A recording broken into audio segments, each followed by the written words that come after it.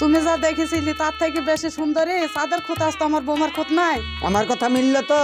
হ্যাঁ আমার বৌমা খুব সুন্দর দেখতে। তো বৌমা আমার একটাই ছেলে, আমার কোনো লাতে পুঁতে নাই। 1 বছরের মধ্যে আমি লাতে পুঁতের মুখ দেখতে চাই। ঠিক আছে তাহলে।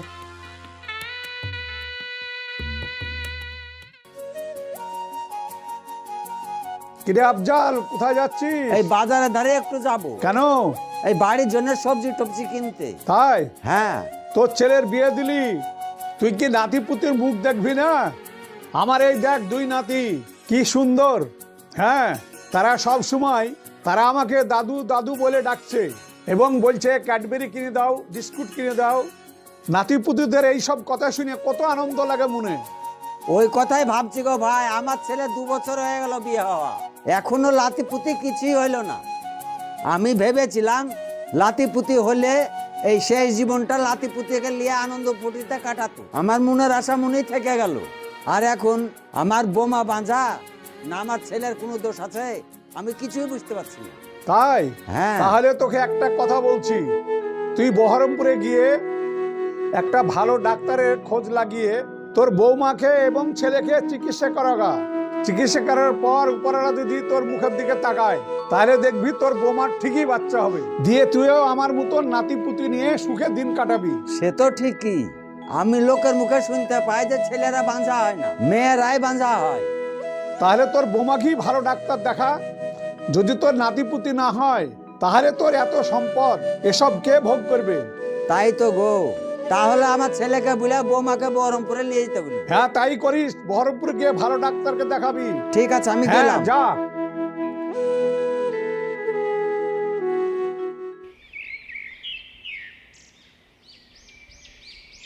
ওগো, কোথায় যাচ্ছ? একটা কথা শোনো। কি হলো? এখানে বসো। বলো। আমাদের বাবুর বিয়ে হওয়ার পরে অনেকের সব লাতিপুতি হয়ে গেছে গো, আর আমাদের বাবুর ছেলে পেলে কিছুই হইলো না। আমাদের বোমার কোনো দোষ আছে নাকি? আমার প্রথমেই সন্দেহ ছিল বৌমা তাহলে বাজা নাকি। বাঞ্ঝা? আমারও মনে বলে বাঞ্ঝা। তুমি জিজ্ঞাসা করে দেখে আমি দিলে। জিজ্ঞেস করবো? বেটা ছেলে, হ্যাঁ তুমি জিজ্ঞেস করবা? আমি জিজ্ঞাসা করলে সত্যি কথা বলবে আমাকে? হ্যাঁ বলবে। তাহলে ছেলেকে জিজ্ঞাসা করবো। ছেলেকে জিজ্ঞাসা করবা কেন? বৌমাকে জিজ্ঞাসা করবা। ঠিক আছে তাহলে আমি বৌমাকেই বলবো। ঠিক আছে।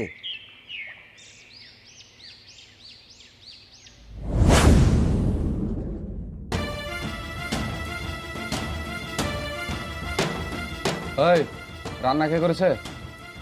কেন আমি? তুই করেছিস? এই হারামি, ওঠ ওঠ! রান্নাতে যে লবণ কম আছে সেটা তুই দেখিস নি? মুন কোন দিকে থাকে রে? এই হারামি, মুন কোন দিকে থাকে? এই মা, তোমার কতবার বলেছি যে পাঞ্জিকে তুমি রান্না করাবে না, তারপরে তুমি রান্না করাও। বাজি জোর করে রাখলো, আমি রাখতে বলিনি। শোনো, এরপর যদি তুমি রাঁধতে দাও তাহলে আমি বাড়িতে ভাত খাবো না, হোটেল দেখে আসবো। ঠিক আছে, এরপর থেকে আমি কথাটা যেন মনে থাকে। ঠিক আছে। বাজে বাজে যতদিন আমার বাড়িতে থাকবে ততদিন আমাকে কথা শুনতে হবে। পথে ঘাটে গিয়ে আমি কোনো জায়গায় সুখ পানুনু। বাজি মরতেও পারে না, বাজি বাড়িতে থেকে বেড়াইতেও পারে না। বাজি খেয়ে দেখে আমার ঘৃণায় গা জ্বলে, পোড়া মুখে একটা।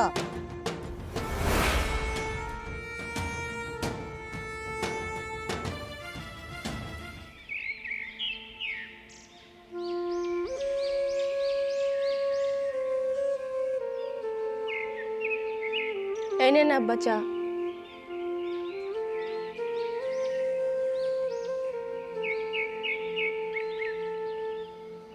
এই চা কে করেছে রে? চাকে করবে? ওই বাজে চা করেছে, বাজি খেয়ে চা করতে বারণ করেছে, তখন চা করেছে। চাই একশো চিন্তানি। এই চা কে খাবে? তোমাকে বলিনি বান্দিকে চা করতে দিবা না? আমি চা করতে বলিনি, ও জোর করে করেছে। জোর করে করেছে? হ্যাঁ। চা কি করে করেছো?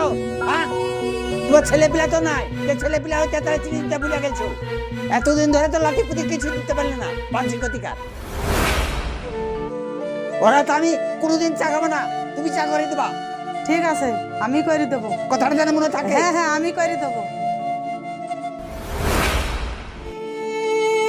তুমি দাঁড়িয়ে দাঁড়িয়ে কি রূপ দেখাইছ? হাঁটো চোখের সামনে থেকে শিগগিরি, বাজি কোথাকার।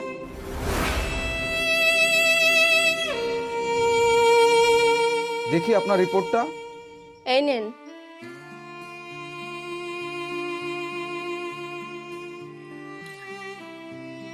দেখুন, আপনার রিপোর্ট দেখে আমি যা বুঝতে পারছি এখানে আপনার কোনো সমস্যা নাই। আমার মনে হচ্ছে আপনার হাজব্যান্ডের সমস্যা। আপনি এক কাজ করুন, আপনার হাজব্যান্ডকে আমার কাছে একবার নিয়ে আসুন। আপনার হাজব্যান্ডকে আমি একবার চেক আপ করে দেখব। আমার মনে হচ্ছে আপনার হাজব্যান্ডেরই সমস্যা আছে। আপনি রিপোর্টটা আরেকবার ভালো করে দেখুন না। হ্যাঁ, আমি ভালো করে দেখলাম, আপনার কোনো সমস্যা নাই। আপনার বাচ্চা হওয়ার সম্ভাবনা 100% আছে। আগামীকালই আপনি আপনার হাজব্যান্ডকে একবার নিয়ে আসুন। আসছি। হ্যাঁ, হ্যাঁ, আসুন।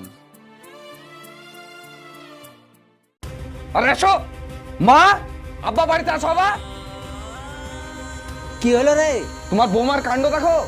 এই দেখো, লুকে লুকে ডাক্তারখানা গেছিল, যে দেখো কি সব কাগজ লিখছে। এখন বলছে নাকি আমার দোষ। এবার কি বলবা বলো? তোর দোষ আছে দাঁড়িয়েছে? হ্যাঁ। এখনো তুই দাঁড়িয়ে দেখছিস কি? ওই পাঞ্জিকে মেরে বাড়ি থেকে বের করে দে। তোমার ঘৃণা নাই খো, লজ্জা নাই খো? আমার ছেলের ওপর দোষারোপ করছো? হ্যাঁ, নিজের মুরুদ নাই, কিছু নাই। তোকে এই মেয়ে আর নিতে হবে না। বাজি বেড়া, তুই আমার বাড়িতে থেকে বেড়া বাজি। তোর মতন মেয়ের আমার বাড়িতে জায়গা নাই। এই বাড়িতে আর তুই কোনোদিন আসবি নি। তুই আর এই বাজি মেয়েকে ঘরে তুলবি নি খো। দরকার হলে আর একটা ভালো মেয়ে দেখে তোর বিয়ে দিয়ে দেবো। যা ঘরে যা।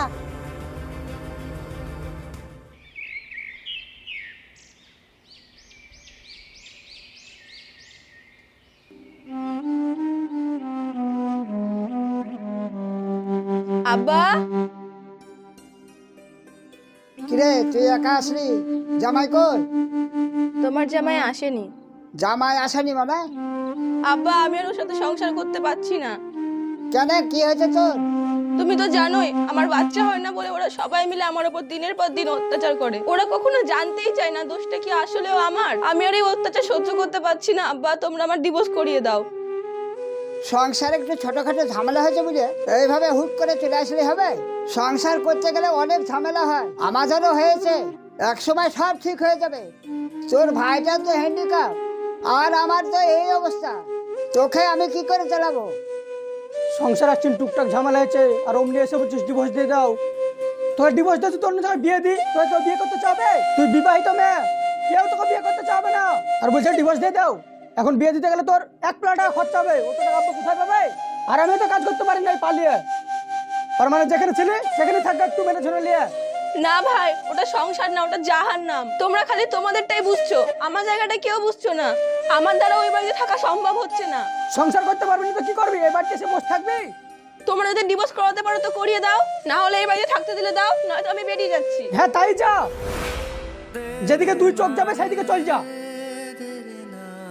তাই যাচ্ছি, আর আসবো না তোদের এই বাড়িতে মুখ দেখাতে।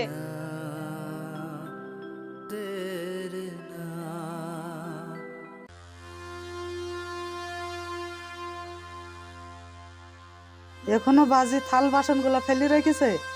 কই বড় লোকের বেটি বাজি, এখানে আসো। ছোড়ার কপালটাই খারাপ। এক বাজি গেছে আর এক বাজি আবার এসছে। কি হয়েছে কি? বাসন গুলো কে মাজবে? বাসন গুলো কেন আপনি মেজে নেবেন? আমি মাজবো?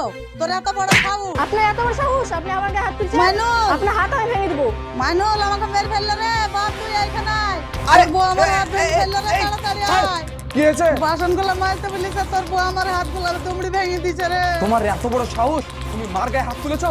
হ্যাঁ, তোমার আমি শুধু তোর মায়ের গায়ে হাত তুলেছি, তোর গায়ে তুলিনি, বুঝতে পেরেছিস? তোর আজ্ঞার বড় কিসেলে মরেছে সেটা আমি ঠিকই জানি। তুই ভাবিস না তোর আজ্ঞার বড় মরেছে বলে আমি মরে যাবো। তোদের মা বাবা কিভাবে জব্দ করতে হয় সেটা আমার ঠিকই জানা আছে। দাঁড়া, আমি কি করতে পারি দেখাচ্ছি। এই বাড়িতে কে আছেন? এদিকে আসুন, তাড়াতাড়ি আসুন, এদিকে আসুন।